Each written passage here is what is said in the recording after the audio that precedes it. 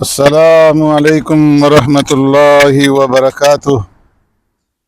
معزز سامعین و ناظرین، آج کل مسلم معاشرہ میں عام طور پر اسلامی آداب سے غفلت برتی جاتی ہے، جس کے نتیجے میں فرائض و واجبات بھی پورے طریقے سے ادا نہیں ہوتے اور اس کے اندر کوتاہی ہوتی رہتی ہے۔ بڑے اعمال کا وہی انسان اہتمام کر سکتا ہے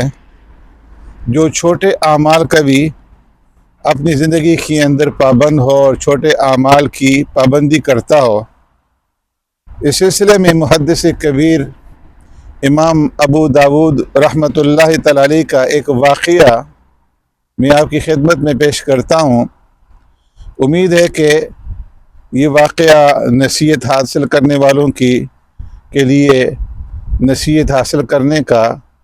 ایک ذریعہ ہوگا۔ لکھا ہے کہ امام ابو داود رحمۃ اللہ تعالی علیہ ایک مرتبہ دریا کے کنارے کھڑے تھے اور دریا کے کنارے پر پانی کم تھا، تو دریا کے کنارے ایک جہاز 200-300 قدم کے فاصلے کے اوپر کھڑا تھا اور پانی کے کم ہونے کی وجہ سے کنارے تک نہیں آ سکتا تھا۔ تو جہاز میں ایک شخص کو چھینک آئی اور اس نے چھینک آنے کے اوپر الحمدللہ کہا۔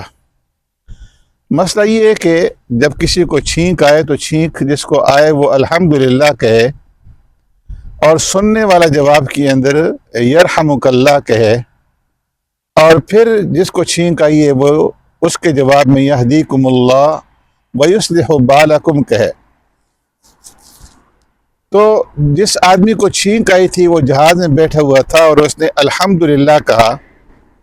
اور اتنے زور سے الحمدللہ کہا کہ امام ابو داود رحمۃ اللہ تعالی علیہ کی کانوں تک اس کی آواز پہنچ گئی۔ تو اس کے ساتھ ہی امام ابو داود رحمۃ اللہ تعالی علیہ کے ذہن میں پیارے پیغمبر صلی اللہ علیہ وسلم کی وہ حدیث تازہ ہو گئی جس میں آپ صلی اللہ علیہ وسلم نے فرمایا کہ چھینک کے جواب کے اندر یرحمک اللہ کہا جائے۔ اب ظاہر ہے کہ اس حکم کا تعلق ایک مجلس سے ہے جو پیارے پیغمبر صلی اللہ علیہ وسلم نے ارشاد فرمائی۔ یہ نہیں فرمایا کہ اگر کوئی آدمی بازار میں الحمدللہ کہے تو آپ گھر سے جواب دینے کے لیے بازار جائیں اور جا کر کے وہاں پہ اس کو یرحمک اللہ کے ساتھ جواب دیں، مگر یہ جو اہل اللہ تھے، نیک لوگ تھے، نیکیوں کے حریص تھے، چنانچہ امام ابو داود رحمۃ اللہ تعالی علیہ نے الحمدللہ کی آواز آتے ہی ان کے اندر دل کے اندر نیکی کا جذبہ اور خیر کی جو ہوس ہے وہ پیدا ہوئی۔ جہاز دور تھا تو اگر وہ جواب دیتے یرحمک اللہ کے ساتھ تو جہاز تک آواز نہیں پہنچ سکتی تھی۔ تو اس لیے امام ابو داود رحمۃ اللہ تعالی علیہ نے 3 درہم کے اندر ایک کشتی کرائے کے اوپر لی اور اس کشتی میں بیٹھ کر کے اس جہاز کے پاس پہنچے اور جہاز پر چڑھ کر کے آپ نے اس آدمی کی چھینک کا جواب دیا اور فرمایا کہ یرحمک اللہ، اور یہ چھینک کا جواب دے کر کے دوبارہ اس کشتی میں بیٹھے اور واپس ہو گئے۔ لکھا ہے کہ غیب سے کانوں کے اندر ایک آواز آئی کہ اے ابو داود، آج آپ نے 3 درہم میں جنت خرید لی۔ حالانکہ امام ابو داود رحمۃ اللہ تعالی علیہ نے پوری ایک کتاب حدیث کے اندر لکھی ہے ابو داود کے نام سے، اور اس کے اندر کتنی حدیثیں انہوں نے لکھی ہیں۔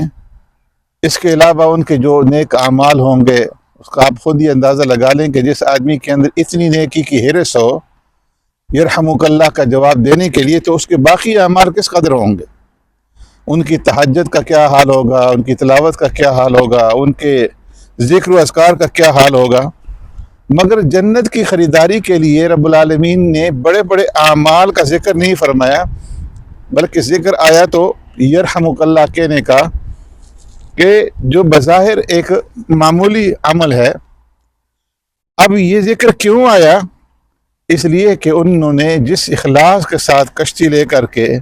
وہ جہاز پر پہنچے اور یرحمک اللہ کہا، جو کہ نہ ان کے اوپر فرض تھا نہ واجب تھا، مگر آداب کا لحاظ رکھتے ہوئے انہوں نے ایسا عمل کیا، تو معلوم ہوا کہ یہ لوگ جو اہل اللہ تھے کس قدر نیکیوں کے اوپر حریص تھے، فرائض کے اوپر ان کے اندر کوتاہی کرنا تو دور کی بات ہے، وہ مستحبات اور نوافل کے اندر بھی اس قدر حریص تھے۔ تو اللہ تبارک و تعالیٰ کو ان کی یہ ادا اس قدر پسند آئی کہ ان کی جنت کا فیصلہ فرما دیا۔ تو اس لیے چھوٹے چھوٹے اعمال جو بظاہر انسان کو نظر آتے ہیں ان کو بھی معمولی نہ سمجھا جائے اور ان کے اوپر عمل کیا جائے، نہ معلوم کون سا عمل اللہ کے ہاں مقبول ہو جائے اور اس کی وجہ سے انسان کی نجات ہو جائے۔ اللہ تبارک و تعالیٰ ہمیں پیارے پیغمبر صلی اللہ علیہ وسلم کے ارشادات پر عمل پیرا ہونے کی توفیق عطا فرمائے، آمین۔